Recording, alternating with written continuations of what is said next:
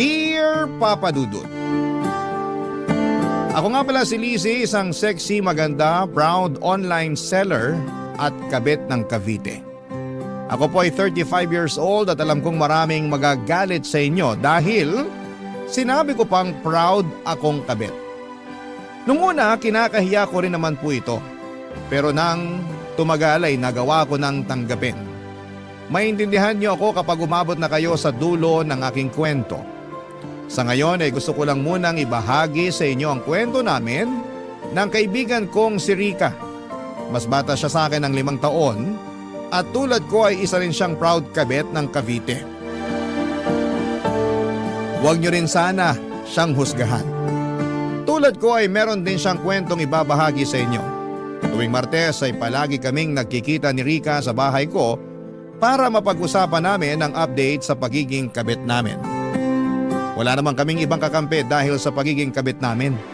Kaming dalawa na lang ang pwedeng magkampihan at magkaunawaan sa sitwasyon namin. Tuwing Martes ay malaya naming napag-uusapan ang lahat ng tungkol sa pagiging kabit namin. Hindi namin hinuhusgahan ang isa't isa. Andun kami para yakapin ang pagkatao namin. Andun kami para makinig at hindi manumbat kung bakit namin nagagawa mga bagay-bagay dahil sa pagmamahal. Parte ng aming Martes ang pag-inom ng gin pomelo. Lagi na yung nakahanda. Dagdang pampalakas kasi yon sa loob sa amin para umamin sa mga nagagawa namin. Hindi naman kasi ganon kadaling aminin ang lahat, Papa Dudut. Kaya kailangan namin ng tulak ng gin pomelo. Ilang taon na namin ginagawa yon, ilang taon na rin kasi kaming kabit ng kaibigan ko.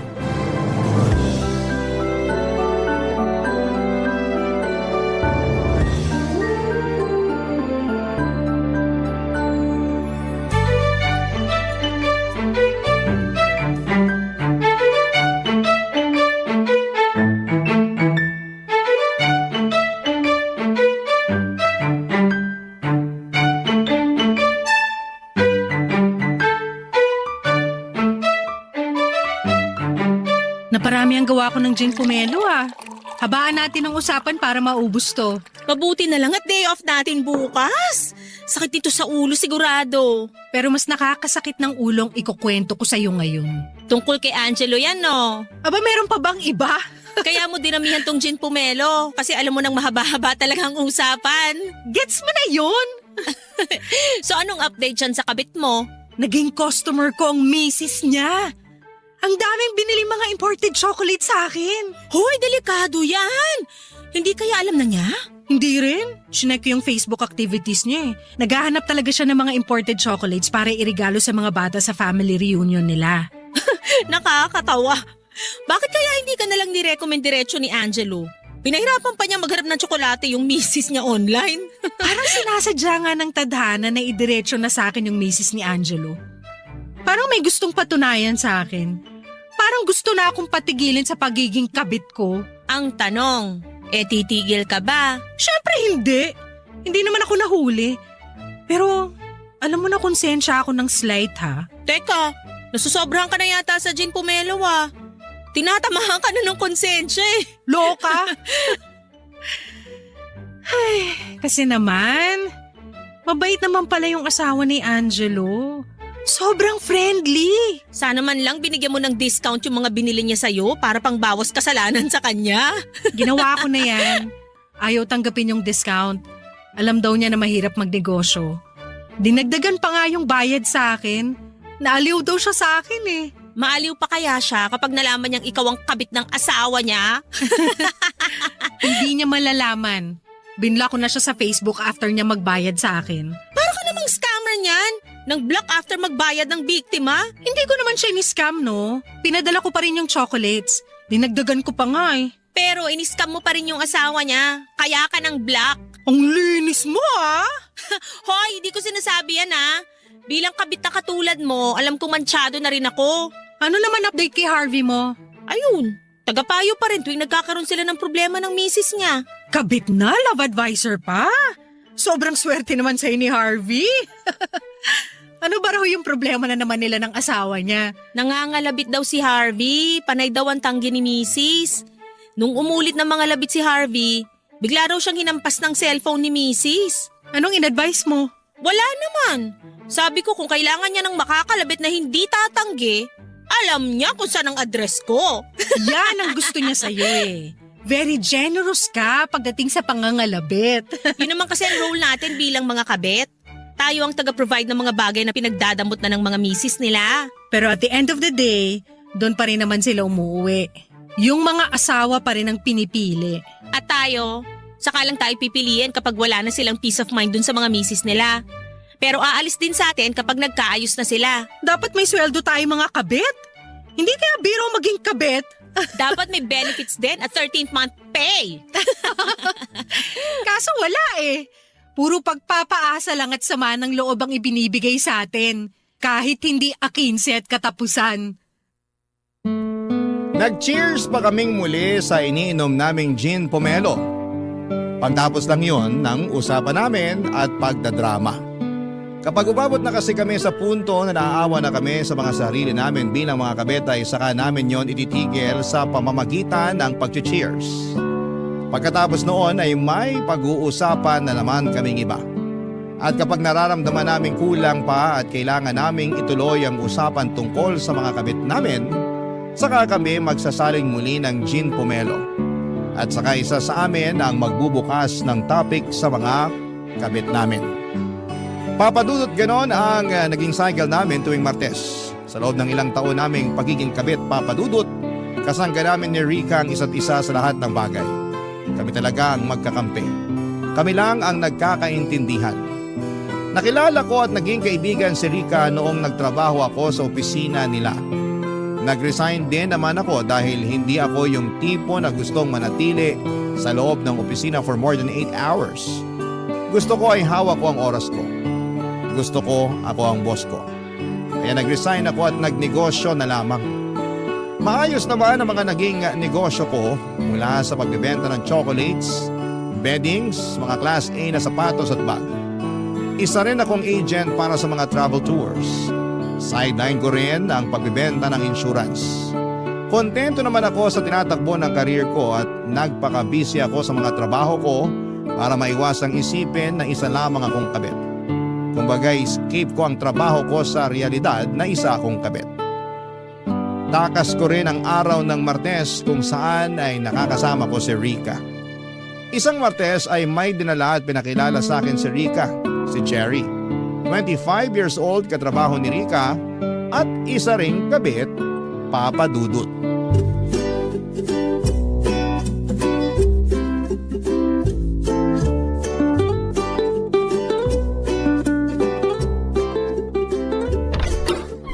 Lizzie! Oh! Ano? Ready na ba yung gin pomelo natin? Late ka ha? Kanina pa kita hinihintay. Tunaw na yung mga yelo para sa gin pomelo natin. Dumaan pa kasi kami nitong si Cherry sa pharmacy. May binili lang. Hi, Lizzie.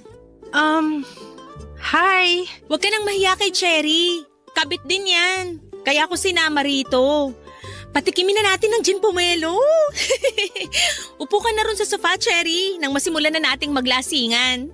Kabit ka rin? Iko-congratulate mo ba ako? Last week lang nalaman ni Cherry na kabit siya. Kaya ako nakumbinsi ni Rika na pumunta rito. Madadamayan niyo raw ako. Madadamayan at hindi huhusgahan. Umupo ka na dyan para makainom ka na ng gin pomelo.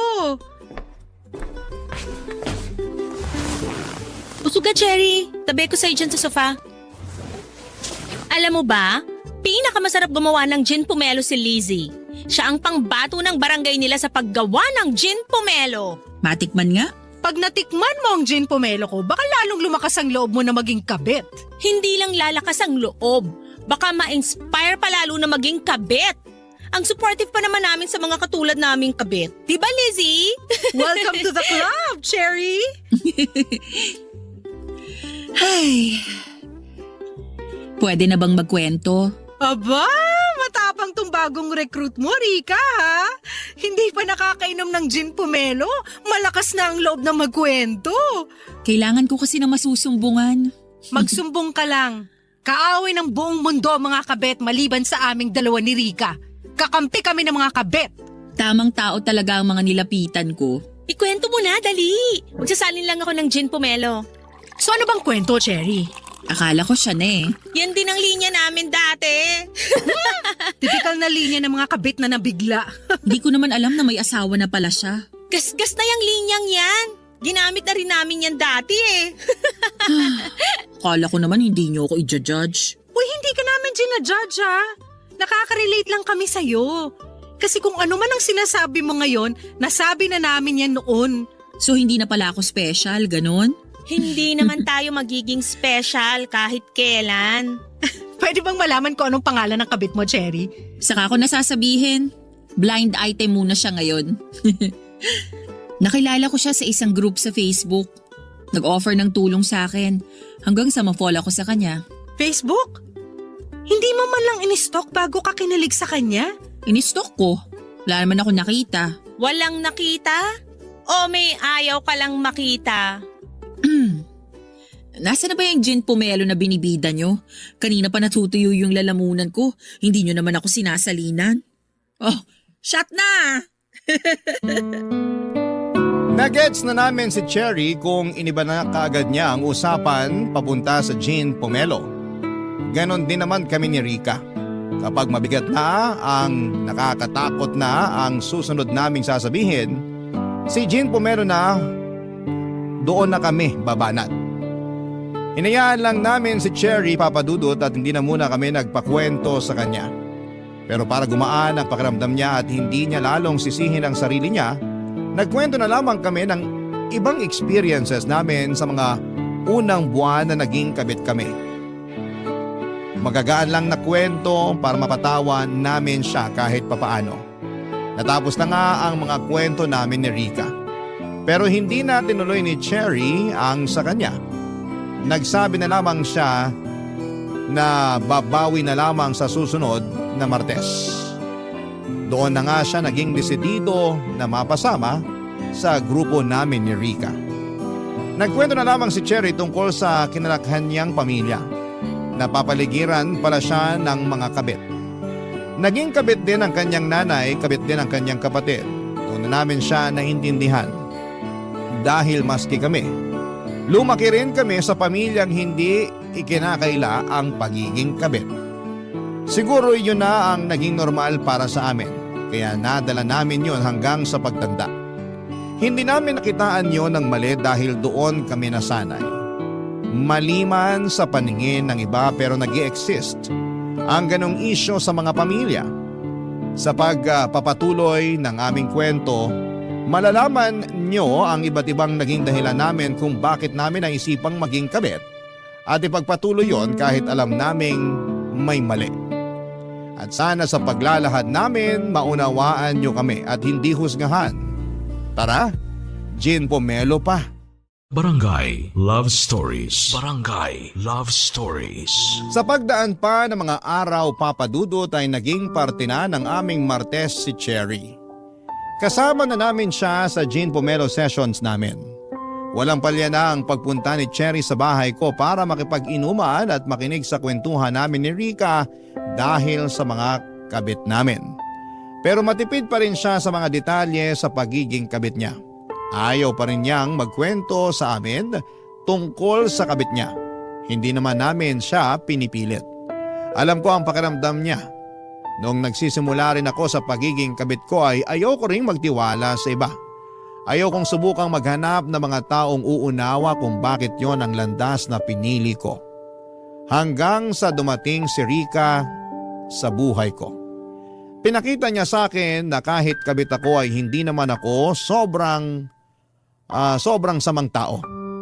Yon ang balak naming ipaunawa kay Cherry. Na kahit kabit siya ay merong makikinig at uunawa sa kanya. Hindi siya aawayin at hindi siya huhusgahan. Papakinggan siya at ipaparamdam sa kanya na tao lamang siya para malito at magkamali. Pinaramdam namin sa kanya na kailangan lang niya ng mga tamang tao na makakaintindi nun. At andun kami ni Rika para gawin yon. Siguro may ilang Martes din ang lumipas bago tuluyang nagtiwala sa amin si Cherry at nagulat nga kami noong bigla na lamang nag-reveal si Cherry sa kwento ng pagiging kabit niya. Hindi namin alam kung napasobra sa gin pomelo o napasobra lang ang lungkot ng kanyang puso. Kahit ano pa yon, pasalamat na lang at nagtiwala na siya sa amin sa wakas, Papa Dudut.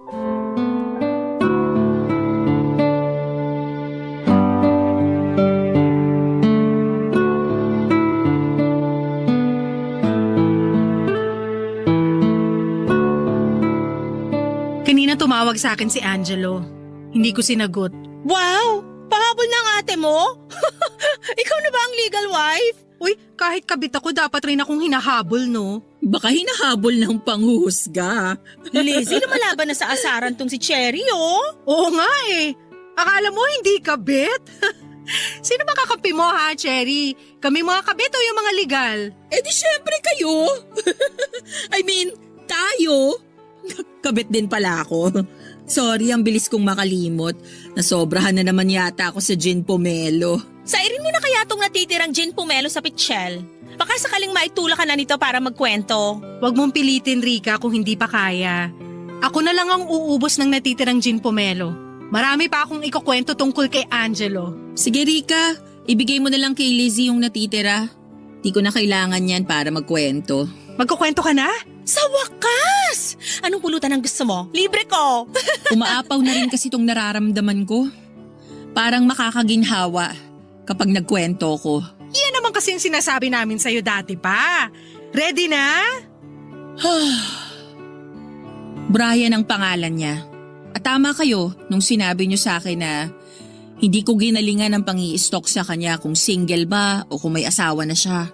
Sinadya ko yon kasi gusto ko na siya eh. Kaya bulag-bulagan ka, ganon.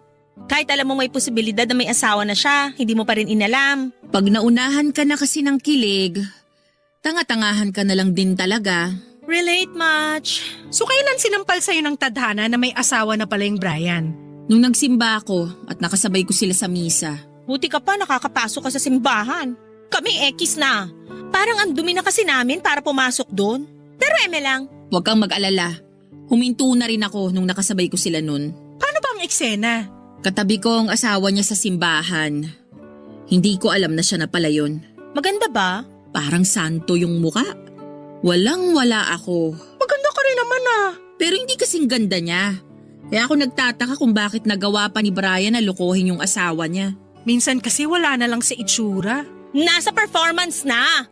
Ang ibig ko sabihin, nasa galing na lang nating mga kabit kung paano alagaan ng pride o ego ng mga kinakabit nating lalaki.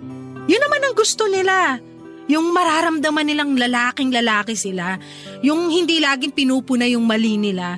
Yung halos sambahin na sila, yun ang kailangan nila. Correct. Mukhang masustansya tong pomelo na hinalo mo sa gin, Lizzie, ha? Ang brainy na ng mga sagot mo. So paano na dumating sa eksena si Brian? Late dumating si Brian. Nagsimula na yung misa nung dumating siya tapos tumabi sa asawa niya. Doon kami nagkatinginan. Para siyang nakakita ng multo nung nakita niya akong katabi ng asawa niya. Anong reaksyon mo? Ganun din pero mas nonchalant lang ng konti kesa kay Brian. Ay, hindi ko makakalimutan nung nagsabi na kami ng peace be with you sa isa't isa. Halos hindi ko matignan ang asawa ni Brian. Ang ganda pa naman ang ngiti niya sa akin. Paano mo lulunukin yung peace be with you na inoffer sa'yo ng asawa niya? Eh ikaw yung nagbabadya na sumira sa kapayapaan nilang mag-asawa? Rika, kung payapaan ang pagsasama nilang mag-asawa, bakit pagagawing kabit ni Brian tong si Cherry, di ba? Sa bagay. Ang pinakamasakit pa sa misa na yon, nang makita ko silang naghalikan. At hindi man lang ako nagawang sulyapan ni Brian para ipakitang nakokonsensya siya. Hindi ko na pinatapos yung misa, umalis na ako agad. Last na pagsisimba ko na yon. Paiyak na noon si Cherry habang tinatapos ang kanyang kwento, Papa Dudut. Kaya naman nilihis na lamang namin ni Rika ang usapan at nagpuntang muli sa mga kabit namin. Nag-share kami ng mga nakakatawang moments na kasama namin sila. Kahit papaano ay gumaan naman ang pakiramdam ni Cherry sa mga narinig niya. Nakalimutan niyang saglit ang kabit niyang si Brian. Nakaramdam ako ng awa para kay Cherry. Yun ang unang beses na naging kabit siya at ang bilis lang din niyang nahuli. Kaya alam kong mahirap yon para sa kanya. Dagdag pa niya, tinawagan pa nga siya ni Brian pagkatapos ng misa. Sinubukang magpaliwanag. Hindi malakinggan ni Cherry ang paliwanag ni Brian dahil nasasaktan siya. Pero hindi niya iniwan si Brian, pinagpatuloy niya. Gusto na lang daw magpanggap ni Cherry na kunwari ay wala siyang nalaman. Pinagpatuloy nila ang namamagitan sa kanilang dalawa, Papa Dudut. Naging mas lalong maingat ang pagtatagpo nila. Madalas sa malayo sila nagkikita, namamasahe pa ng malaki si Cherry para lamang makasama itong si Brian. Nainis na lamang kami ni Rica sa mga nalaman namin dahil dapat ang gumagastos noon ay si Brian at hindi si Cherry. Dahil higit kanino man, si Brian ang mas nakikinabang sa namamagitan sa kanilang dalawa. Pero wala namang kaso yon para kay Cherry, basta ang importante ay hindi sila mahuli. Kaya lang mukhang hindi umaayon ang tadhana sa kanila, Papa Dudut. Mukhang hindi sila habang buhay na makakapagtago sa sitwasyon nila. Isang Martes ng gabi, nagkwento na naman si Cherry at nalaman naming nakakatunog na ang asawa ni Brian. Kami na ang kinabahan para kay Cherry dahil sa mga nangyayari, Papa Dudut.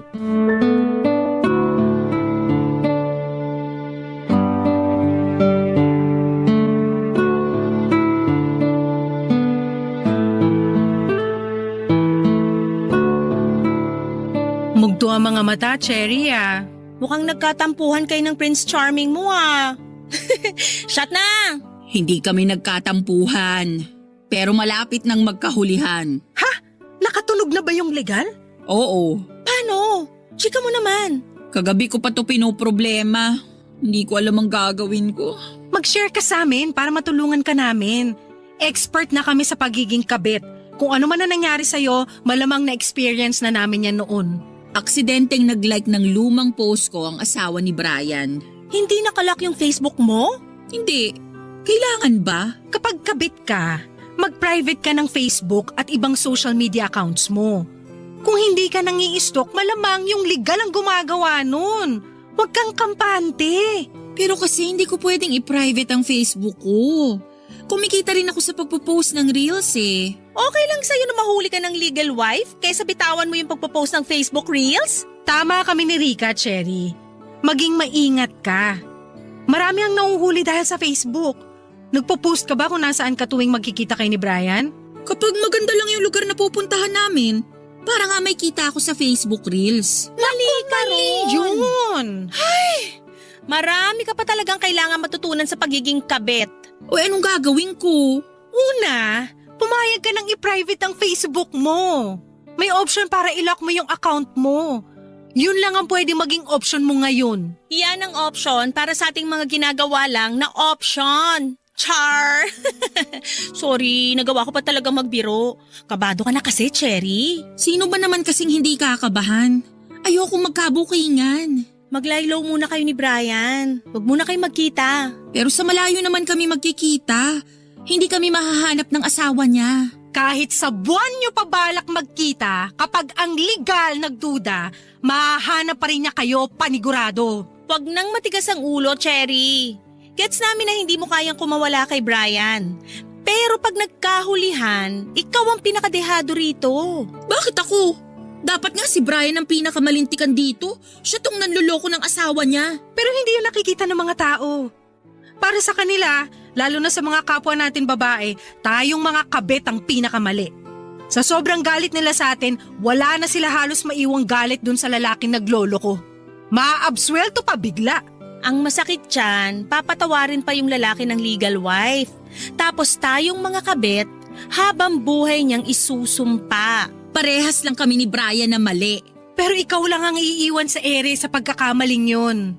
Kung magkahulihan man, pwede pang patawarin ng asawa niya si Brian. Pero ikaw, wala na. At habang buhay ka ng mansyado sa pagiging kabit mo. Kahit anong gawin mong pagbabago, kabit ka pa rin. Kabit pa rin ang tingin ng lahat sa'yo. Hindi para sa mahinang sikmura ang pagiging kabit, Cherry.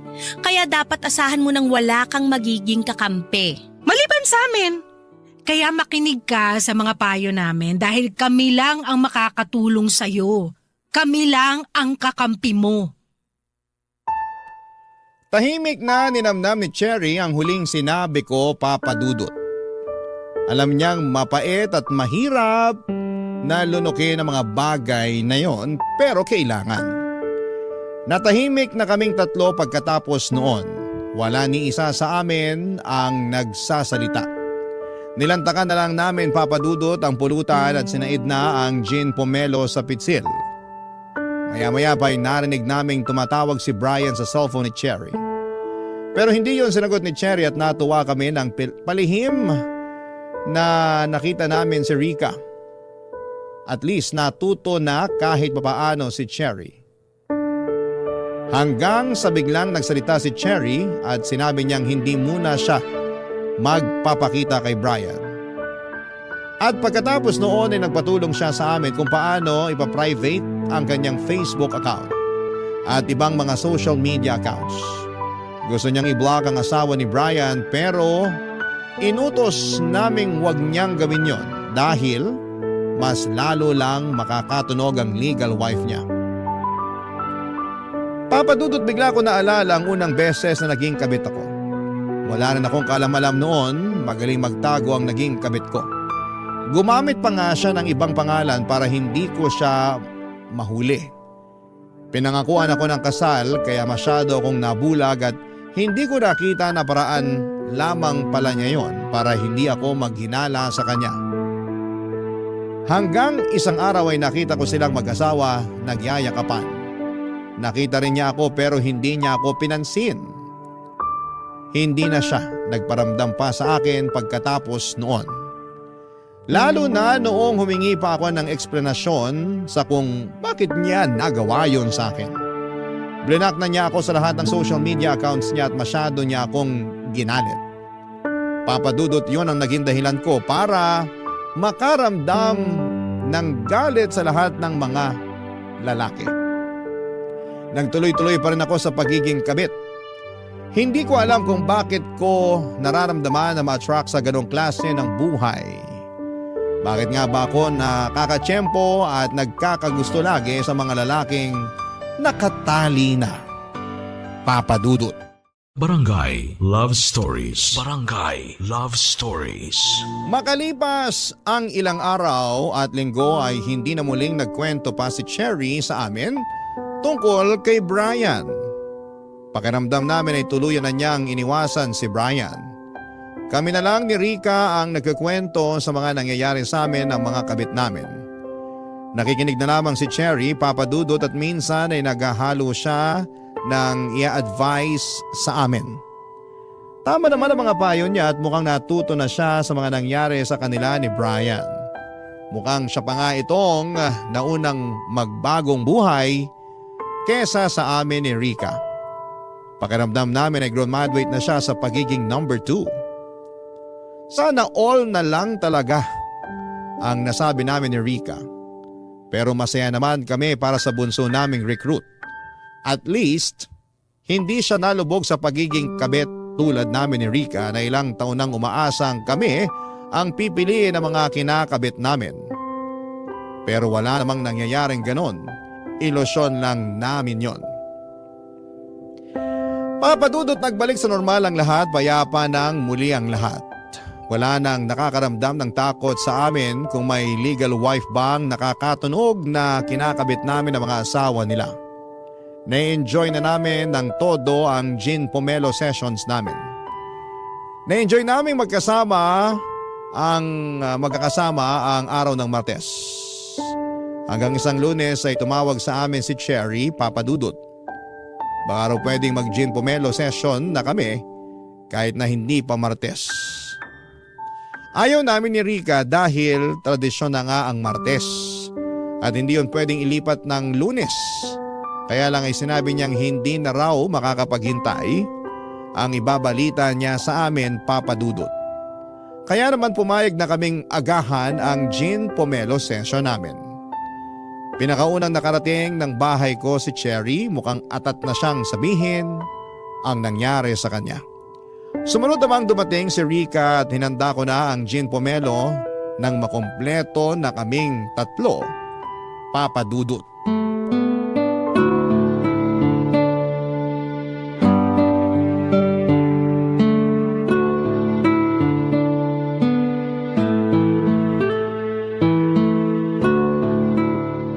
Ano bang ibabalita mo, Cherry? At hindi mo na mahintay na magmartes?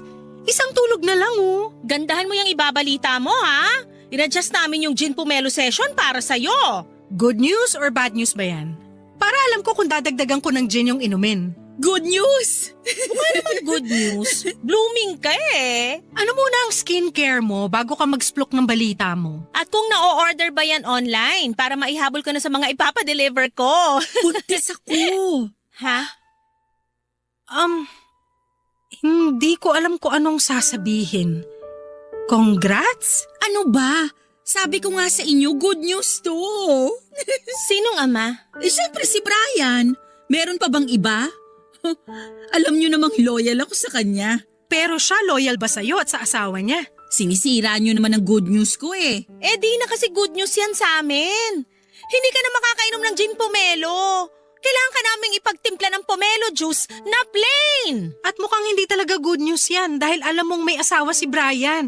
Bakit hindi ka nag-ingat? Sinadya kong magpabuntis kay Brian. Bakit mo naman ginawa yun? Alam mo mas mapapahama ka lang dyan sa ginawa mo. Pwede kang idemanda ng asawa ni Brian. Nandamay ka pa ng bata. Imbis na ikaw lang to nagtatago, pati yung walang kamuwang-muwang na nasa sinapupunan mo, madadamay pa. Sino bang nagsabi na itatago ko siya? Ilalantad mo yung pagbubuntis mo? Bakit kaya hindi ka nalang magkusang pumunta sa presinto para magpakulong? Walang ganyang ganap na mangyayari. Cherry, kabit ka! Hindi na ako magiging kabit. Kumalma kayo. Anong ibig mong sabihin? Ako na ang pinili ni Brian. Paano? Iiwan na niya yung asawa niya para sa'yo? Oo, at pinangakuan niya akong pakakasalan. At naniwala ka? Bakit naman hindi? Ramdam kong saya niya nung sinabi ko sa kanya na buntis na ako. Madali lang pekein ng saya. Lalo na sa mga manlolokong kagaya ni Brian. Hindi man luloko si Brian. Bulag-bulaga na naman, girl! Ginawa ka niyang kabit! May asawa siya! Hindi pa ba panloloko yun? Akala ko ba walang manghuhusga kapag may gin pomelo session? Sorry ka, Lunes ngayon kaya hindi counted to. I-judge ka namin lalo na at may sanggol ng involved. Ang gusto lang naman naming sabihin… Huwag na kayong magsalita kung i-judge nyo lang ako. Parehas lang naman kayong mga kabit, kaya huwag kayong magmalinis. Ang kinaibahan ko lang sa inyo, pinili ako at kayo, hindi. Parang nanapak ang huling sinabi ni Cherry, Papa Dudut. Pagkatapos noon ay nagmadali na siyang umalis at binalibag pa ang pinto ko. Pinagbigyan na lang namin dahil baka nga nadadala lamang siya ng emosyon. Lalo't kalat na ang hormones niya dala ng ipinagbubuntis nito. Natahimik na nga lang kami pareho ni Rica pagkatapos noon. Hindi na namin tinuloy ang pag-inom ng gin pomelo at nilagay na lamang namin yon sa ref at saka nagpainit na lamang ako ng kanin. Yung pulutan namin, inulam na lang namin, nagtagal pa saglit si Rica sa bahay. Hindi na namin pinag-usapan pang muli si Cherry at nanood kami ng pelikula at natsyempo para tungkol sa mga kabit ang napili namin. 12:00 na ng hating gabi nang umalis si Rica sa bahay. Hanggang sa pag-uwi niya ay hindi na namin napag-usapan ang mga nangyari. Kinabukasan ay wala pa ring paramdam si Cherry sa amin, Papa Dudut. Alam naming sumama ang loob niya dahil hindi namin siya nagawang kampihan. Naiintindihan namin siya. Pero sana ay naiintindihan din niya ang punto namin. Sa pagsapit nga ng Martes, Kahit kaming dalawa na lamang ni Rica ay tinuloy pa rin namin ang gin pomelo session namin. Kahit wala si Cherry ay ayos lang. Kami naman ni Rica ang nagsimula noon. Maagang pumunta si Rica, nagluto kami ng pulutan at nagkakatawanan pa kaming dalawa habang nagkikwento kami sa isa't isa ng mga update sa mga kabit namin. Pagkatapos naming magluto ng pulutan ay nagtungo na kami sa sala para magsimula ng uminom. Gumawa kami ng bagong gin pomelo at nilabas pa rin namin yung tinimpla ko noong Lunes na hindi namin nainom dahil naunahan ang pagdadrama ni Cherry. Pagkatapos noon, Papa Dudut ay nag-back to normal na kami ni Rica.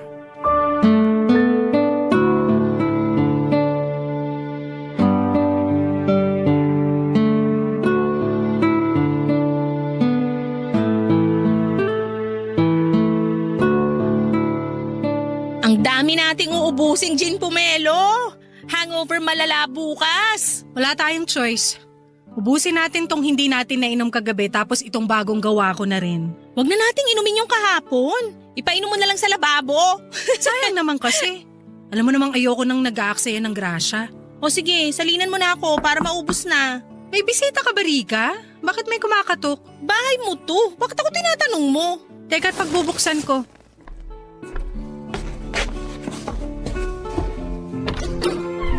Cherry! Welcome pa ba ako rito? Oo naman! Halika, pumasok ka! Andito si Rica. Kakasimula lang namin. Cherry, ano ginagawa mo rito? Maupo ka para komportable kayo ng baby mo. Salamat, Rica.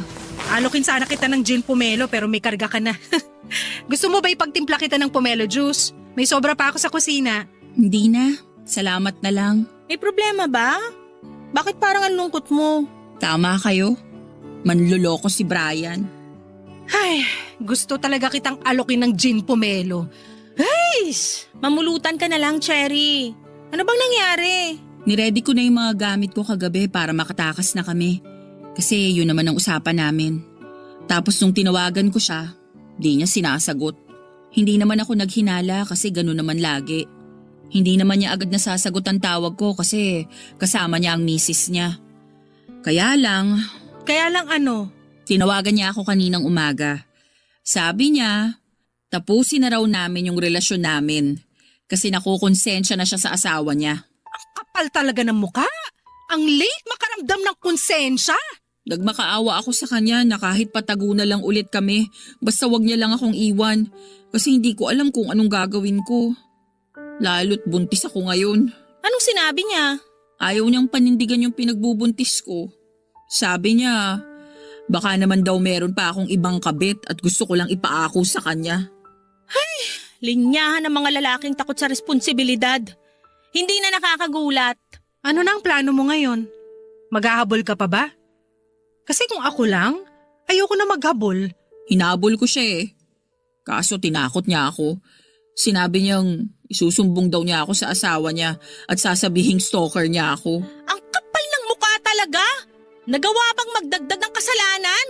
Nakakagigil. May plano ka bang isumbong siya sa asawa niya o magsumbong sa mga pulis? Wala naman akong magiging laban.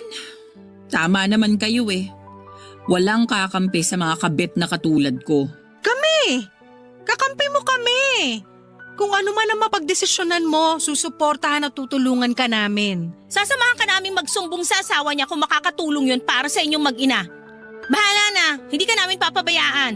Salamat pero ayoko na. Hindi ko na lang sila lalapitan.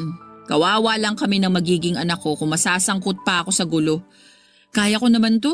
Kaya mo talaga. At tutulungan ka namin. Hindi mo kailangan ng lalaking walang kayang gawin kundi magloko. May karma rin sa kanya lalo't tinalikuran niyang pagiging ama niya. Magtitirik ako ng kandila bukas para mapaaga ang karma niyang lalaking yan. Leslie, Rica, Ano yon? Anong kailangan mo? pwede niyo ba akong ikuha ng mangga at alamang? Natatakam kasi ako eh. Kami pa magbabalat para sa'yo. Niyakap namin si Cherry, Papa Dudut. At doon na nga siya napaiyak. Kahit kami ay nadamay na rin. Oo, at mali naman talaga ang maging isang kabit. Pero sa mga pagkakataong yon ay kami na lang ang nagkakaintindihan. Pwede nila kaming husgahan, sanay na po kami. Pero hindi namin huhusgahan ang isa't isa. Hinayaan muna namin si Cherry na ilabas lahat ng sama ng loob niya. Pagkatapos noon ay naghanap na kami ng mangga para sa kanya. Kung saan-saan kami umabot para lamang makahanap ng mangga sa ganong oras. Nakahanap naman po kami. Sinabayan namin siyang kumain ng mangga at nakahinga naman kami kahit papaano ng maluwag. Ganon din si Cherry sa mga nangyari sa kanya. Lalo na noong paulit-ulit naming pinangako sa kanya na tutulong kami sa magiging anak niya. Pinag-usapan na nga namin kung ano ang magiging pangalan ng magiging anak niya. Sa ngayon, Papa Dudut, sinisikap naming damayan si Cherry sa pagbubuntis niya. At dahil nga sa nangyari kay Cherry ay pinili naming tapusin na rin ang pagiging mga kabit namin. Mahirap man pero ginawa po namin. Nakasanayan na naming maging number 2 pero gagawa kami ng paraan para makahanap kami ng lalaking gagawin kaming number 1. Hindi na kami papayag na itago na lamang. Hindi na kami papayag na pipiliin lang kapag may problema sila ng asawa nila. Kung wala mang pumili sa amin dahil sa aming nakaraan, hindi kami mag-aatubiling piliin ang aming mga sarili dahil yun naman ang dapat. Hanggat magkakasama kaming tatlo, hanggat may Martes at Jean Pomelo, makakayanan namin ang lahat. Maraming salamat po sa pagbasa ng aming kwento at sana'y may napulot po kayong aral at makatulong din kami para sa mga katulad namin. Muli maraming salamat po. Ako po ang inyong kapuso at kabarangay forever,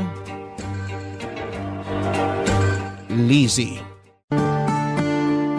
Dear Papa Dudut, ako nga pala si Kim, 30 anyos at gusto ko lang ibahagi sa inyo ang kwento namin ng mga magulang ko. Parehong 60 years old na ang mga magulang ko, Papa Dudut.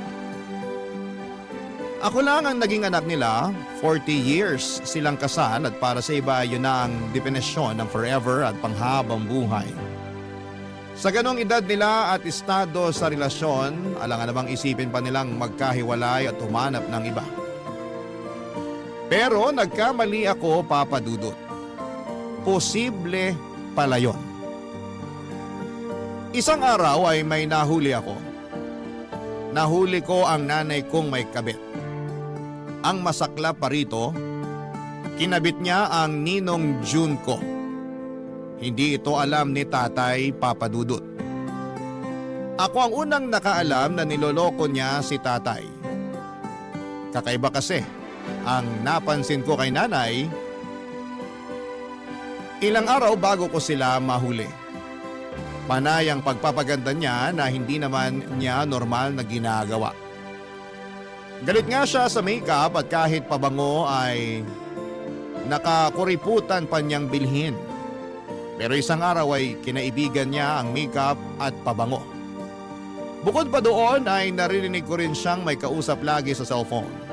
Pero ginagawa lamang ngayon tuwing umaalis si tatay at madalas ay sa banyo yayon ginagawa. Minsan may nakapagsabi rin sa akin na nakita nila si nanay na may kasamang kumakain sa isang malayong fast food sa lugar namin. Hindi ako naniwala noong una pero noong minsang napatambay ako sa fast food na yon, doon ko nakumpirmang kabit nga niya si Ninong June. Nakita ko silang naglalambingan at panay ang tingin sa paligid sa takot na baka may makahuli sa kanila, Papa Dudut. Mabuti na lamang at magaling ako magtago. Hindi nila ako nakita at galit na galit ako noon habang naglalandian sila. Hindi ko mapigilang makaramdam ng awa kay tatay.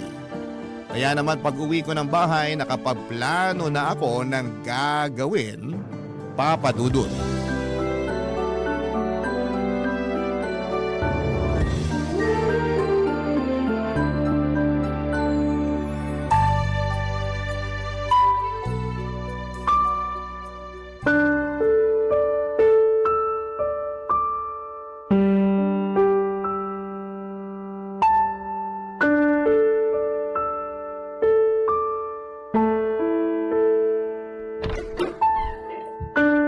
Kim, nauna ka pa palang nakauwi rito sa bahay kesa sa akin. Dumating na ba ang tatay mo? Hindi pa. Kumain ka na ba?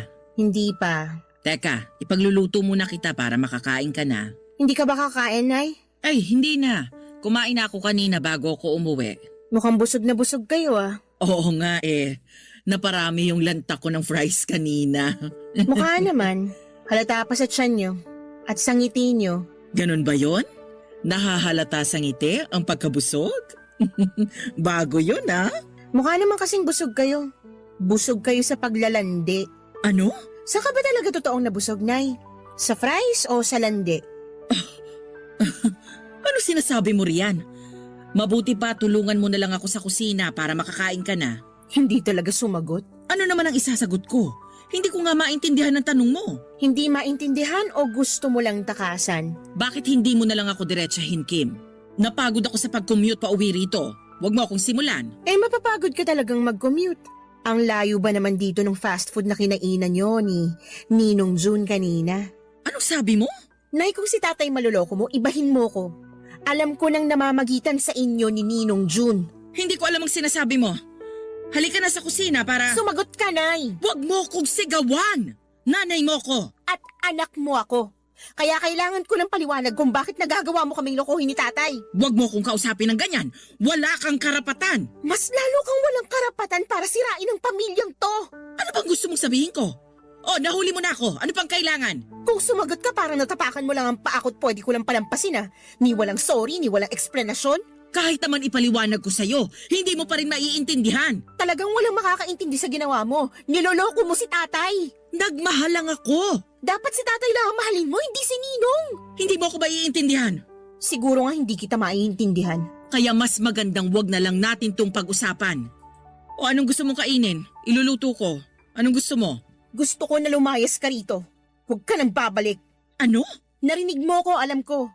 Gusto kong huwag ka nang magpakita rito at kalimutan mo na kami ni tatay. Hayaan mo na kami. Hindi namin kailangan ng inang manloloko. Kailangan niyo ko ng tatay mo. Sa ginawa mo, ayaw ka na namin kailanganin. Makakaya na namin to kahit kaming dalawa lang sa mundo.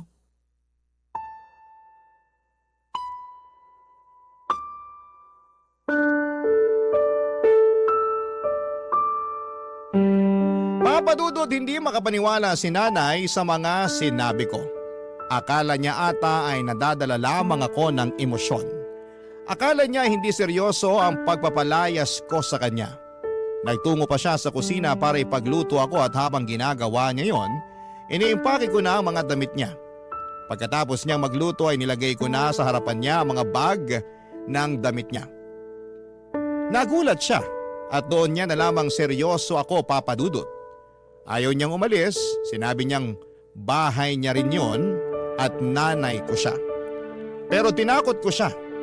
Oras na hindi pa siya umalis ay sasabihin ko kay tatay ang panloloko niya. At tutulungan ko pa si tatay para idemanda siya.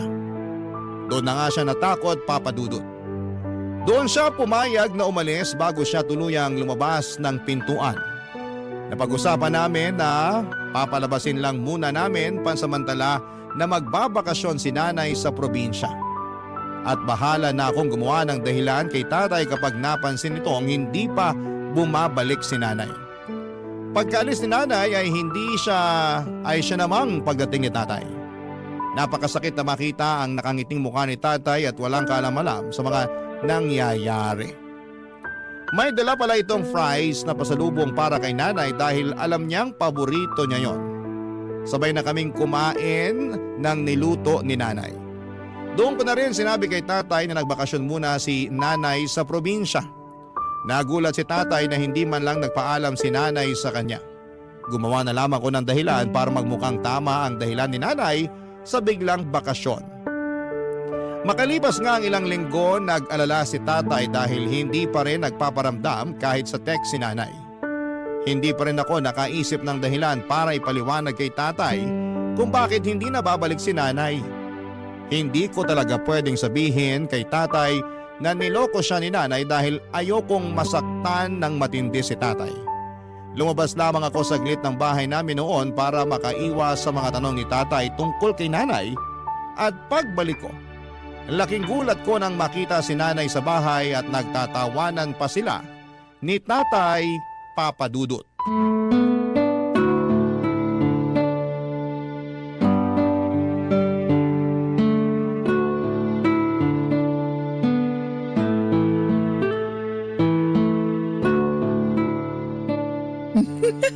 Namiss ko ang tawa mo, darling.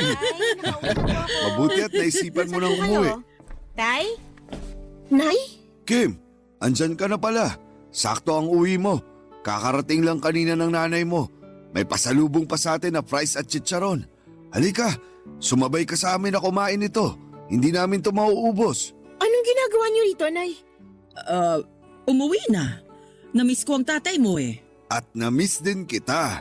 Panay nga ang pangungulit ko rito kay Kim eh. Sabi ko, puntahan ka na namin sa probinsya para iuwi ka na rito. Kasi naman, hindi talaga ako sanay na wala ka. Lalo sa gabi, hindi ako makatulog kapag walang kumakamot ng likuran ko. Hindi mo pa sinasagot ang tanong ko, Nay. Bakit ka nandito? Bakit ka umuwi?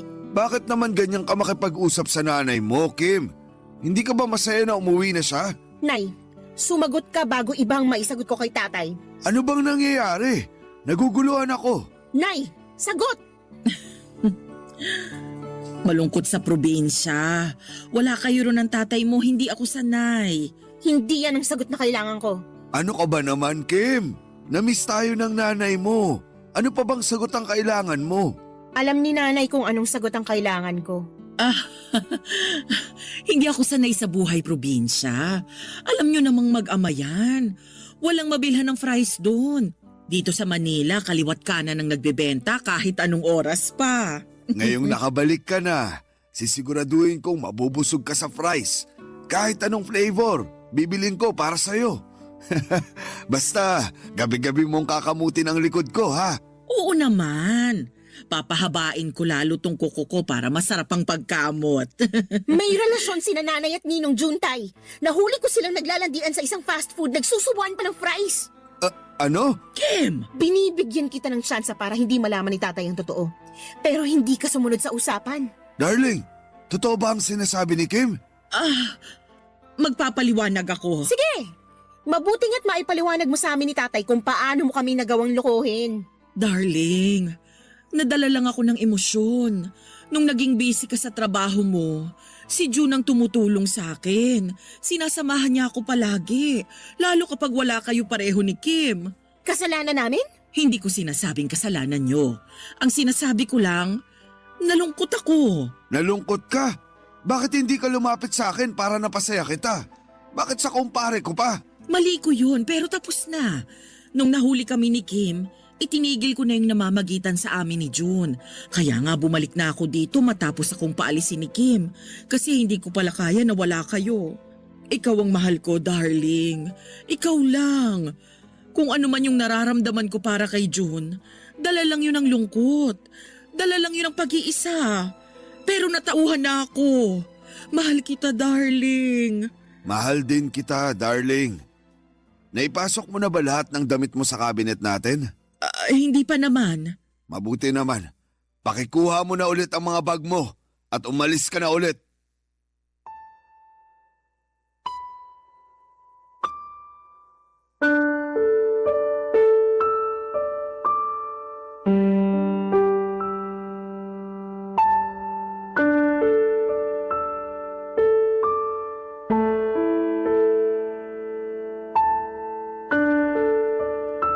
Papadudot na gulat kaming pareho ni nanay sa mga sinabi ni tatay. Akala ko ay mapapatawad ni tatay si nanay sa panloloko niya. Lalo na nung sinabi niyang mahal niya si nanay. Pero hindi naman pala ibig sabihin na pagmahal mo ang isang tao ay handa mo ulit siyang tanggapin sa buhay mo. Tama ang ginawa ni tatay, nagulat man ako pero sinuportahan ko ang ginawa niya. Nanatiling nakatayo si nanay noon. Hindi sigurado kung seryoso si tatay sa sinabi nito. Hindi rin siya sigurado kung lalapit siya at lalambingin si tatay para magbago ang isipan nito. Pero mariing sinabi ni tatay na ayaw na niyang makita ang pagbumuka ni nanay sa bahay namin. Aaminin kong may kurot sa puso ko ang mga nangyaring yon. Sino ba naman ang gustong makitang maghiwalay ang mga magulang niya, Papa Dudut? Nang wala nang magawa si nanay para magbago ang isipan ni tatay ay kinuha nito ang mga bag niya. At walang paalam na umalis sa bahay. Naiwan kami ni tatay at kapwa kami na hindi nagsasalita ng mga panahong yon, Papa Dudut. Nakatitig lamang kami sa fries na iniwan ni nanay. Nilapitan na yon ang langaw at hindi na rin namin binalak na galawin yon. Naunang tumayo si tatay para pumasok na sa kanyang kwarto. Hinayaan ko naman siya at mula noon ay napadalas na ang pagkukulong niya sa kwarto. Nasaktan si tatay sa mga nangyari at wala akong ibang sinisisi kundi si nanay. Mukhang malabo ko siyang mapatawad sa ginawa niyang pagsira sa pamilya namin. At sana ay hindi siya magawang patawarin ni tatay, Papa Dudut, para hindi na siya muling makabalik sa buhay namin. Barangay Love Stories. Barangay Love Stories. Hindi naging madali kay tatay ang mag-move on kay nanay. Napakasakit ng ginawa niya. Loyal si tatay kay nanay mula noon kahit may mga babaeng lumalapit kay tatay. Baliwala lang sa kanya. Ang puso kasi niya ay nakalaan lamang para kay nanay. Kaya hindi ko maintindihan si nanay kung bakit hindi niya nagawa yon para kay tatay. Hiling ko na sana'y magsisi siya noon sa ginawa niya sa tatay ko. Sobrang sakit na makitang halos wala ng gana si tatay na mabuhay. Kung hindi ko pa siya pipiliting lumabas ng kwarto niya ay hindi pa niya yon gagawin. Maraming bagay ang napabayaan na ni tatay. Lalo na ang relasyon naming dalawa. Halos hindi rin niya ako kausapin noon at hindi naman niya ako sinisisi sa mga nangyari, pero hindi niya alam kung papaano ako haharapin. Para raw kasi siyang napahiya sa panloloko ni nanay. Lalo't ako ang unang nakaalam. Masakit para sa kanya na ang unang makaalam ng panloloko ni nanay ay ako mismo na anak nila. Pilit kong pinapagaan ang loob ni tatay para hindi na niya sisihin ang kanyang sarili. Nagawa ko naman kahit papaano, Papa Dudut. Paunti-unti nakakalabas na ng kusa si tatay sa kwarto niya. Paunti-unti kahit minsan natitisod ay nagagawa pa niyang makamove on kay nanay. Kaya lang mas maraming beses siyang natitisod. Pero hindi ako mapapagod na alalayan siya sa laban niya. Sa laban namin, kakayanin namin yon ang pinangako ko sa kanya, Papa Dudut.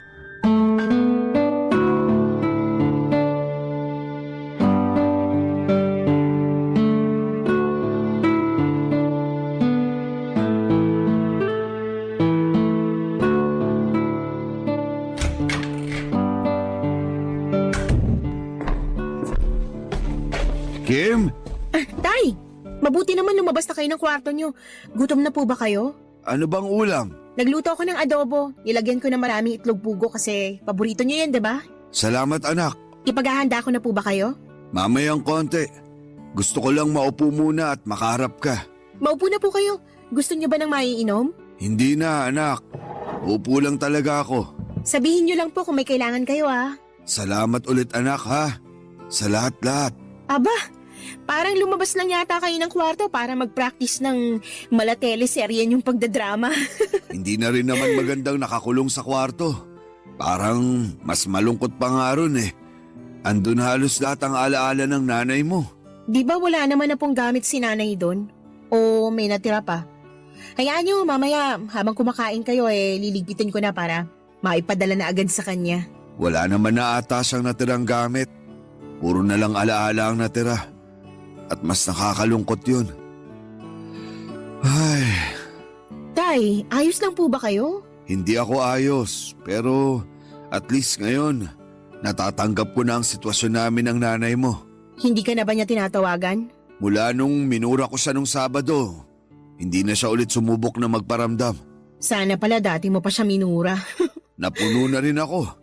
Hindi ko na kinaya pang magpasensya. Imbis na makalimutan ko na siya at ang ginawa niya, lapit pa rin siya ng lapit. Pinapahirapan pa niya ako lalo. Lilipas din yan, Tay. Magtutulungan tayo. Sana nga bumilis na ang paglipas nito para makabalik na ako sa dati. Alam niyo kung anong magpapabilis sa pag-move on ninyo? Alak, Babae! babae at alak. Doon muna tayo sa babae. Ayoko masira ang atay niyo sa alak. Ayoko na ng babae. Sisirain naman niya ng puso ko. Grabehan namang hugot yan. Basta, ayoko niyan. Ibang solusyon na lang. Makakatulong kasi para makalimutan niyo na si nanay kung bubuksan niyo ulit ang puso niyo para sa iba. Malay niyo, may makilala kayo na mas okay kaysa kay nanay. Hindi ka ba kinikilabutan na nirereto mo ako sa iba? Bakit naman po ako kikilabutan? Gusto ko ngang mabura na sa puso mo si nanay, kaya nirereto kita sa iba. Ewan ko. Parang hindi naman ako naghahanap. Gusto ko lang ng ibang pagkakaabalahan para mawala sa isip ko ang nanay mo. Pagkaabalahan niyo ng panliligaw. Maliban dyan. Ay, paano kaya kung tumulong ako sa talyer ng Tio Austin mo? Ay, wag doon. Bakit naman? Bihira ang babaeng dumadaan dun eh. Alam mo, mabuti pa. Ipag-init mo na lang ako ng adobo. Ilagay mo na sa plato ko lahat ng itlog ng pugo. Ipaganda mo na rin ako ng sukang may sili at paminta. Damihan mo. Tsaka kung meron pang orange juice, baka naman pwede mo ako ipagtimpla. Damihan mo ng yelo. Ano pa yan? Kakalabas lang ng kwarto, ang dami na agad utos. Abay, gusto mo bang magkulong ulit ako sa kwarto? Pwede naman. Joke lang po, Tay. Welcome back po. Nagkatawanan pa kami saglit ni tatay bago ako tumayo para ipaghain siya ng mga gusto niya. Gumaan ang loob ko na makitang nakakabawi na si tatay. Seryoso ako nung sinabi ko sa kanya, Papa Dudut, na gusto ko na siyang manligaw ng iba. Alam kong matagal pa bago ko siya mapilit. Dahil ang lalaking sobrang nasaktan ayon sa mga nabasa ko ay matagal bago sumubok ulit. Kaya naman naiintindihan ko si tatay kung bakit ayaw pa niyang harapin ang pakikipag-date ulit. Hindi naman ganon kadaling palitan ng 40 years na relasyon. At higit sa lahat ay hindi ganon kadali na magtiwala after kang sirain ng isang taong akala mong panghabang buhay mo nang makakasama. Naiintindihan ko siya pero sana'y maisip niyang tama rin ang buksan ang mga mata at puso para sa iba. Sa pagdaan ng mga araw at linggo ay hindi na nagkukulong pa si tatay sa kwarto. Nagbalik trabaho na rin siya at tuwing day off naman niya ay nagtutungo siya sa talyer ni Tio Austin para tumulong doon at magpalipas ng oras. Yun na, Papa Dudut, ang naging routine niya. Hanggang isang araw ay tuluyan nang nakamove on si tatay. Paano ko ba nasabi? Nag-aayos na siyang muli. Ilang beses ko na siyang nahuli na pakanta-kanta pa sa harapan ng salamin. Madalas din itong nakatingin sa kanyang cellphone. Halatang may kachat. Kahit ako'y napapangiti na rin noon sa tuwing nakikita ko siyang ganon. Hindi ko muna siya kinausap tungkol sa napapansin ko. Alam kong may nagpapasaya na kay tatay. At hihintayin ko na lamang ang tamang panahon kapag komportable na siyang sabihin yon sa akin. At isang araw nangyari na yon. Malaya na niyang sinabi sa akin na malaya na ang puso niya kay nanay. May nakilala na siyang iba, Papa Dudut.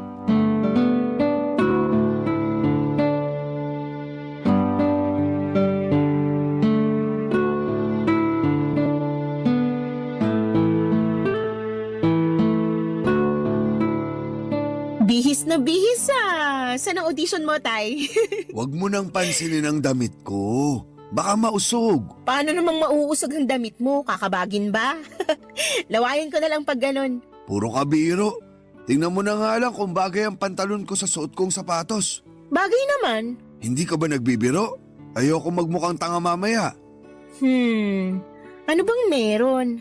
Wala naman. Pupunta ka ba sa talyer ni Tio Austin? Sa ganitong forma ko, pupunta lang ako ng talyer niya. Saan ka nga pupunta kasi? Basta. Hula ko may kadate ka. Ha, sabi na eh. Hindi ka naman magpapabango ng pagkatapang-tapang kung hindi ka pupunta sa date. Masyado bang matapang ang pabango ko? Oo eh. Hindi bagay sa sapatos mo yung amoy ng pabango mo. Magpapalit na lang ako ng damit. Wag na, maporma na yan. Kukupas din naman yung pabango mo. Sana, sumakay ka na lang ng tricycle tapos magpaikot-ikot ka dito sa barangay natin hanggang sa maitaboy ng hangin yung pabango mo. Tapos saka mo napuntahan yung kadate mo. Huwag mo akong biruin. Importante tong date ko. Ano ba? Masyado bang masangsang ang pabango ko? Ayos lang, Tay. Diyan natin matitesting kung may second date pa kayo ng nililigawan mo. Hindi ko siya nililigawan. Eh bakit kayo magde-date? Kasi nobya ko na siya. Wow! Abay ako sa kasal nyo ah. Ikaw ang flower girl. Kailan mo ba siya ipapakilala sa akin? Tsaka na siguro. Kapag kaya mo nang kontrolin yung matabil mong dila. Magpa-practice ako mamaya. Magdamag. Mukhang aabutin ka ng 1 taong practice. Wala akong tiwala na magagawa mong pakalmayin yung dila mo sa loob lang ng 1 araw. Ouch ha? Walang tiwala sa unika-iha mo? Kaya ko to. Lalo may goal ako na makilalang bagong stepmother ko. Mag-usap na lang tayo mamaya. Malilate na ako. Huwag mo na akong hintayin mamaya ha? At magagabihan ako ng uwi. May curfew ha? Hanggang 10 p.m. ka lang. Mag-update ka kundi hindi ka na makakalabas sa susunod. Yan ba ang kayang mag-practice na wag maging matabil ang dila? Wala pang 1 oras. Bagsak ka na. Kahit bukas ka na umuwi, Tay, basta mag-e-enjoy ka. Salamat, Kim. Sana mapakilala mo na siya sa akin ha. Kailangan ko siya makilatis. Huwag nang kilatisin. Maayos siyang tao. Maniwala ka sa akin. Kung ganyan, gusto ko lang siyang makita. Kailangan ko makilalang babaeng nagpasaya muli sa paborito kong tatay.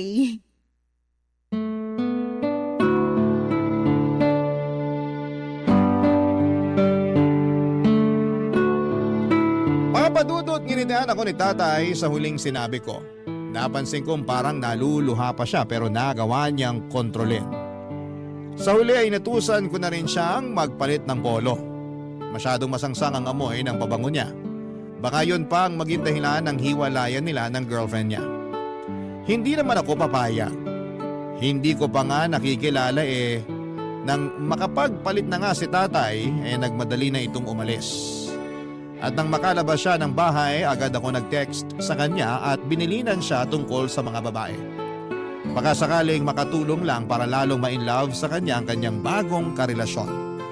Sinabi ko na lagi niyang purihin ang itsura ng girlfriend niya. Huwag din niyang kakaligtaang makinig sa mga kwento ng girlfriend niya kahit gaano pa yon kahaba. Dapat siya rin ang magbayad sa mga date nila. Uso na nga ang equality pero iba pa rin sa pakiramdam na kayang mag-provide ng isang lalaki. Makalipas ang ilang araw dahil sa kakakulit ko kay tatay, ipinakilala na niya sa wakas ang bagong nagpapasaya sa kanya, si Tita Len. Mas bata lang si tatay sa kanya ng 5 taon. Mahiyain at mabait si Tita Len, malayo ang ugali nito kay nanay. Maayos naman siya sa amin at nakita kong nagpapasaya talaga si Tita Len sa buhay ni tatay. Doon ko na-realize na may kirot ng kaunti na makitang hindi na kami buong pamilya. Doon lang nag-sink in sa akin na nasa panibagong yugto na kami ng mga buhay namin, papadudot. Pero higit sa kirot, mas dama ko ang saya dahil sa wakas ay nakapag-move on na kaming pareho ni tatay kay nanay at sa mga ginawa nito sa amin. Yun ang simula namin at sana'y magtuloy-tuloy na sa tulong ni Tita Len. Barangay Love Stories. Barangay Love Stories. Nagtuloy-tuloy ang pagiging masiyahin ni tatay mula nang naging sila ni Tita Len. Hindi na nga ito halos sumuuwi noon ng bahay, papadudot. Mas madalas na itong nag-i-stay sa bahay ni Tita Len. Sabi naman kasi ni tatay mas malapit sa trabaho niya ang bahay ni Tita Len kaya doon siya madalas. Hindi lang kasi namin na nag-i-enjoy niyang makasama ang bago niyang GF. Hindi ko na lang kinontra. Hinayaan ko na lamang siya at umuwi lamang siya noon para maglambing sa akin para malabhan ko ang mga damit niya. Wala namang problema yon sa akin. Malit na bagay lamang yon. Gusto ko lang talagang makitang masaya siya at nangyayari na nga. Parang kailan lang ay halos hindi siya mapalabas sa kwarto. Tapos isang araw ay lagi na lamang itong nasa labas ng bahay para kitain ang GF niya. Isang araw, hinintay ko ang pagbabalik ni tatay. Gusto ko siyang kausapin tungkol sa bala kong setup namin. Nami-miss ko rin kasi siya na makasama. Halos isang beses na nga lang sa isang linggo kung umuwi siya at para pa yon sa paghahatid niya ng labada. Muli ay wala akong reklamo sa mga labada niya, masaya ako para sa kanya. Kaya lang ay gusto ko silang makasamang dalawa ni Tita Len sa bahay palagi. Kaya gusto ko na ayain na niya si Tita Len na tumira sa bahay namin para naman may panahon pa ako para makilala ang GF ni tatay. Sa text ko lang kasi madalas nakakausap si Tita Len at parang nabibitin ako doon. Gusto kong makilala pa siya at para mas makilala siya, gusto ko na siyang makasama sa iisang bubong kasama si Tatay Papa Dudut.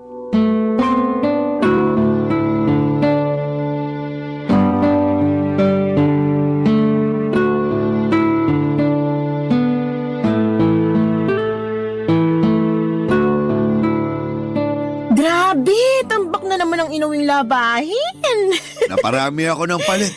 Nag-out of town kasi kami ni Tita Len mo. Eh di sana all. Magnobyo ka na rin kasi. Para hindi ka sana all ng sana all dyan. Sana all lang ako ng sana all pero sa totoo lang, wala naman talaga akong pakialam. Ayaw mo lang magkaroon ng nobyo. Ay nako, kaya ako nagsana all kasi gusto ko sumama rin sa inyo ni Tita Len sa mga pa-out of town ninyo. Eh bakit ka sasama?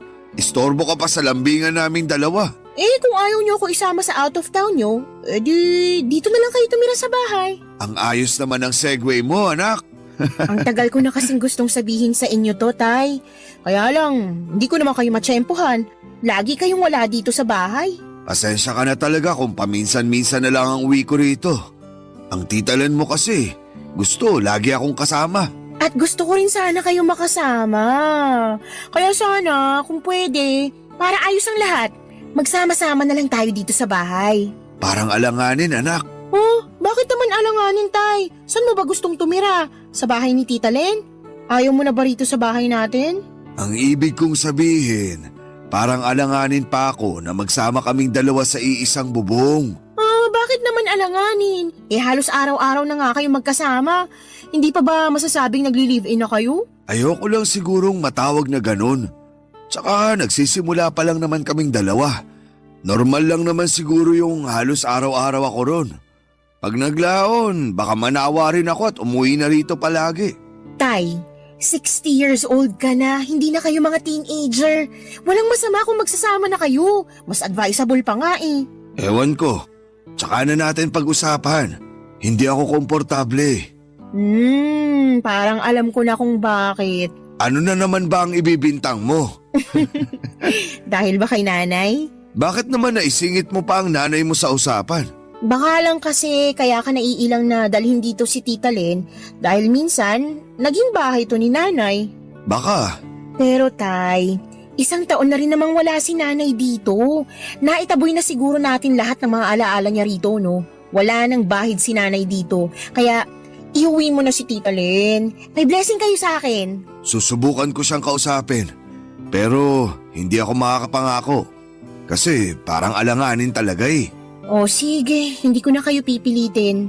Salamat anak. Pero kung pwede kayong konsensyahin. Ano na naman yan? Lagi na lang kasi ako naiiwang mag-isa rito eh. Wala na nga akong nanay, wala pa akong tatay. At natuloy na nga ang pangungonsensya. Napakagaling. Kasi naman lagi na lang ako mag-isa rito. Sa una lang pala masaya. Habang tumatagal, nakakatakot na. Hayaan mo, dadalasan ko na ang pag-uwi ko rito. At sana kasama mo na si Tita Len noon. Maasahan ko ba yun, Tay? Hindi mo talaga ako titigilan hanggat hindi ako pumapayag, no? Hindi talaga. Ay, ayusin mo ang paglalaba mo ng damit ko. Pag-iisipan ko ang paglilibin namin ng nobya ko. Dapat pumayag ka na, ha? Kasi kung hindi, pagsasamahin ko mga puti mo sa dekolor. Bago pa man natapos ang paglalaba ko ay napilit ko na si tatay na pumayag na doon na sila tumira sa bahay. Wala kasing saya sa pakiramdam.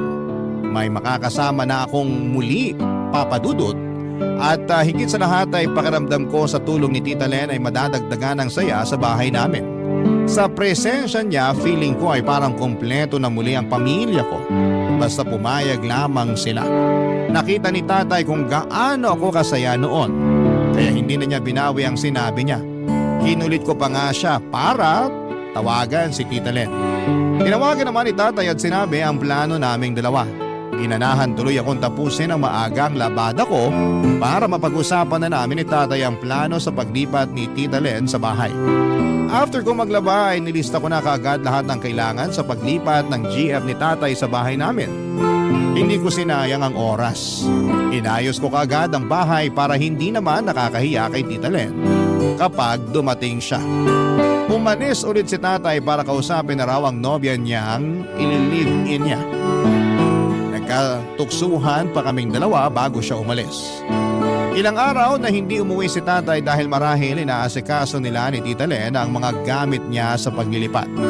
Kinuha kong pagkakataon yon para makapag-ayos na ng buong bahay. Inuna kong iayos ang kwarto ni tatay. Sinigurado kong walang kahit ni isang naiwang gamit doon si nanay. Gusto ko siyempreng maging komportable si Tita Len. Mabilis lamang ako natapos. Nakahinga ako ng maluwag nang mabura ko na ng tuluyan ang lahat ng alaala ni nanay sa bahay. Pagkatapos noon ay tumawag si tatay para sabihing pauwi na siya. Makalipas nga ang 2 oras ay kumatok na si tatay sa pinto, Papa Dudut.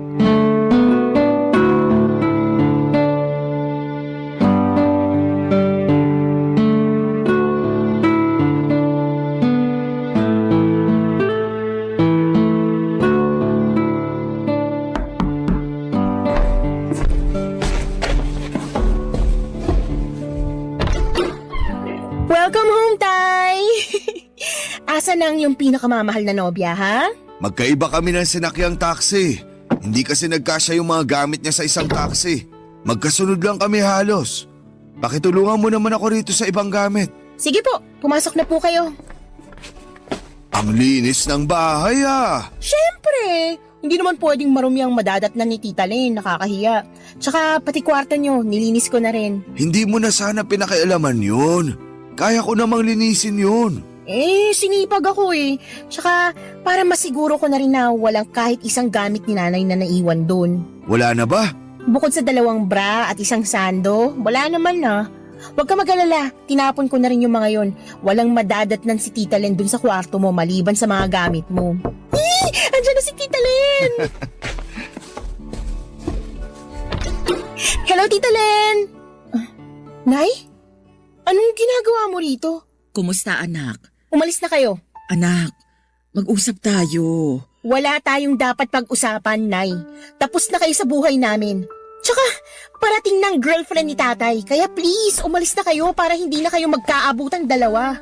Kim! Anak, kailangan nating mag-usap. Tay, pinapaalis ko lang si nanay bago siya maabutan ni Tita Len dito. Hindi mo kailangang paalisin ang nanay mo dahil walang Tita Len na darating. Anong ibig niyo sabihin? Papasukin mo na muna ang nanay mo. Hindi pwede! Kahit hindi pa dumating ngayon si Tita Len, hindi pa rin pwedeng pumasok si nanay dito. Anak, makinig ka naman. Hindi, Tay. Hindi pwedeng susulpot lang ulit dito si nanay para guluhin tayo. Hindi siya basta-bastang sumulpot, anak. Anong ibig niyo sabihin? Nagkabalikan na kami ng tatay mo. Yun ang ibig niyang sabihin. Tay?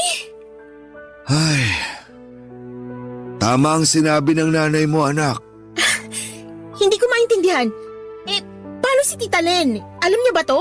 Alam niya dahil kasabwat namin siya. Mas lalo niyong pinagulong usapan eh. Hindi ko kayo maintindihan. Anak, alam ko ayaw mong makinig sa akin. Talaga? Pero kailangan. Nagkaayos na kami ng tatay mo. Ilang buwan na ang nakakaraan. At niloko niyo si Tita Len? Hindi namin siya niloko. Kasabwat namin siya. So, ako lang palang naloko? Hindi ka namin niloko, anak. Anong tawag niyo rito? Hindi lang kasi talaga namin kayang sabihin sa'yo na nagkabalikan na kami noon pa ng nanay mo.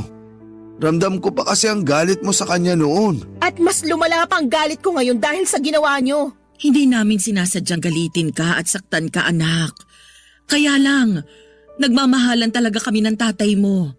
Kaya habang alam namin na hindi ka pa handa sa akin, nakipag-usap ako sa kaibigan kong si Len na kung pwede magpanggap muna siyang karelasyon ng tatay mo. Habang hindi pa kami nakakaisip ng paraan para mapaamo ka. At saan nyo nakuha ang idea na mapapaamo nyo ako sa pagpapanggap at pagsisinungaling nyo? Nag-iisip ba talaga kayo? Patawarin mo kami, anak. Pero sa ayaw at sa gusto mo, magsasama ulit kami rito ng nanay mo. Hindi na kami magkakahiwalay. Kahit ano pang sabihin mo. Patawarin mo na lang kami para matapos na to. Darling, pumasok ka na.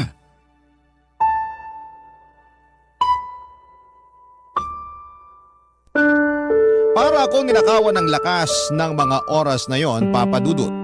Wala ko nagawa kahit nakaharang na ako noon sa pinto para hindi makapasok si nanay. Dalawa na sila ni tatay na magkakampi.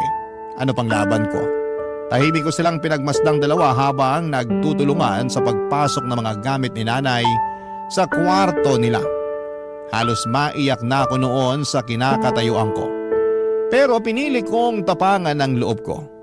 Ayokong makita nilang natalo nila ako. Nang tuluyang makapasok silang dalawa sa kwarto ay nagmadali naman akong lumabas ng bahay para takasan ang galit ko sa kanila. Doon ako nagsimulang umiyak, Papa Dudut. Bakit hindi nila maunawaan na napakasakit ng ginawa nila? Para akong trinaydor ng mga magulang ko.